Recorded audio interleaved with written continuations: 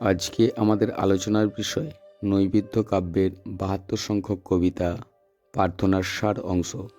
রবীন্দ্রনাথ ঠাকুর নৈবেদ্য কাব্যের কবিতাগুলি লিখতে শুরু করেন ১৮৯৯ খ্রিস্টাব্দে আর শেষ করেন ১৯০১ খ্রিস্টাব্দে ফেব্রুয়ারি মাসে। রবীন্দ্র কাব্য বিশ্লেষণ করলে আমরা বুঝতে পারব চৈতালি থেকে খনিকা পর্যন্ত কবির মানুষলোকে যে সর্বোচ্চ আদর্শের গভীর আকুতি লক্ষ্য করা যায় তারই অন্তিম পর্যায়ে নৈবেদ্য কাব্যপর্ব।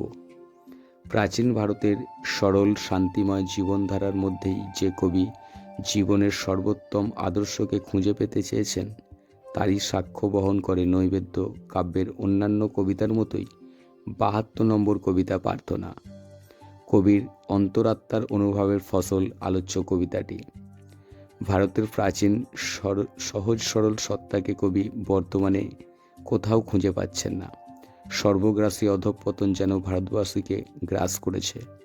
কবির অনুভব করলেন ভারতীয়দের মর্মলোকে আজ আচ্ছন্ন হয়েছে গ্লানিতে, অল্পতেই তাদের শির হচ্ছে অবনত, আর জ্ঞান এখানে বন্ধ হয়ে পড়েছে সংকীর্ণতার জটাজালে।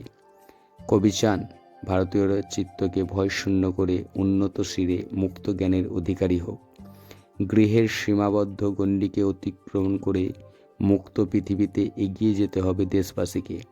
নানা কাজের মধ্যে কর্মমুখর থেকে নিজেকে করতে হবে সার্থক।